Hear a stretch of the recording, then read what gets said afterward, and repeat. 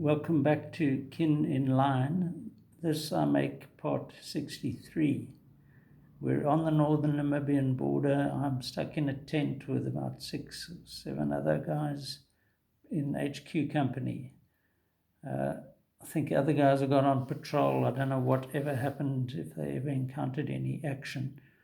But anyway, my action was sketching other people and doing what I was told to do. And one of the guys in the tent was this very overweight chap who snored the hind leg off a dog. So I actually ended up sleeping elsewhere. I used to take my sleeping bag and mattress and just find another spot somewhere away from there. This is the same guy writing a letter home. Doesn't look quite as bad here, but he was very overweight. I did quite a few sketches of him. Yeah, some people fall asleep very easily, and then he always tended to lie on his back. So I think that's a recipe for snoring. Here we have him again. Hands, he literally slept with his hands up like that. Can you believe it? They were. So, I struggled to do hands at art school. But yeah, it sort of effortlessly came into. So I'd been out of art school for 5 years when I did this. And I resented this oak, but also thought, well, thank heavens I've got somebody to sketch, He was well worth drawing. He was a perfect model, Yeah, I've done him on a page of a writing pad. Yeah, he's actually managed to sleep on his stomach for a while.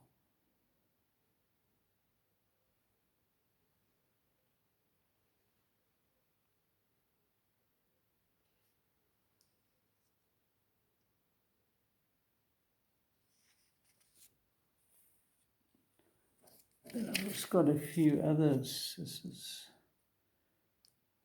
I quite like the shapes of these dead-looking trees. Maybe it was just they were dry because it was still sort of late, or midwinter, almost August, September, so early spring.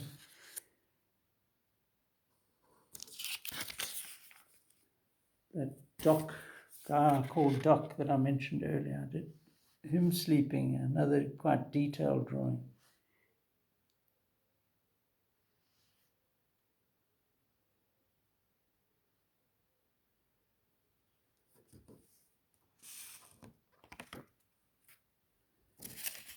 And another sleeper. This was another of the medics. He's the guy I drew later, doing a bit of bush surgery on some guy. And I mentioned that there was a referendum in 1983 which the apartheid, let's just put these two together, because we finally got our ballots to vote yes or no for, are you in favour of the implementation of the Constitution Act 83 as approved? And that act was to give coloured and Indian people some voting rights in the parliament, but to exclude the majority of black people. So we were voting against that as the PFP, and I didn't actually bother to fill in the form, thinking I'd rather just keep this as a record. I'm quite glad I did, because the National Party walked this referendum anyway. They controlled everything, so they weren't going to lose a little referendum like that. Here we have the Butcher of Concord. Actually, he did quite a good job, I think. This chap came in on the right there with that right hand of his quite badly severed between thumb and index finger. I think he must have cut himself while, I don't know, working with a panga or something. Anyway, you can see this guy stitching him up. So I first stuck little local anesthetics into his hand. It was quite awful to watch. And he then cleaned the wound and sewed him up. So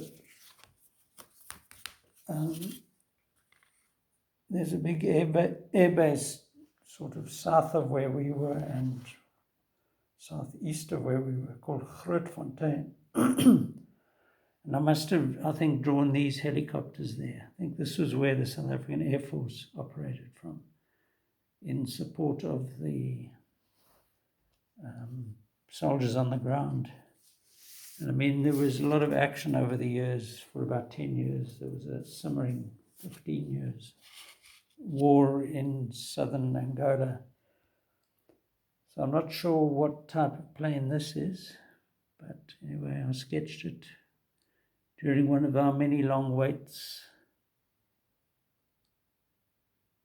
Looks quite old, sort of First or Second World War. And then, was this a Hercules or Dakota? I can't remember. But this was the troop carrier plane that I sketched as people were boarding to go home.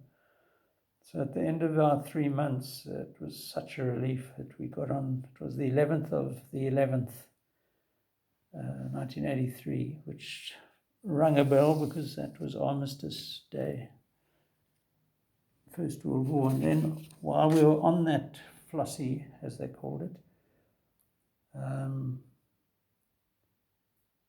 I did this quick sketch of inside the fuselage on these. There was like a division up the middle, and I was sitting up against the windows, or whatever you call them on a plane, portholes, no?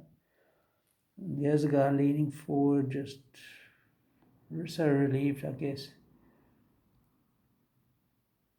Two guys sort of sleeping, basically. And I looked at my watch as we headed over Queenstown, I think it was. And it was 11 minutes past 11 on the 11th of the 11th. So I have one of these digital watches, and every number on the face was a 1. I tried to show the guy next door, but he wasn't interested. Anyway, I thought it was quite a nice way to end what wasn't a very pleasant 3 months. Though I did get some memorable drawings, I think.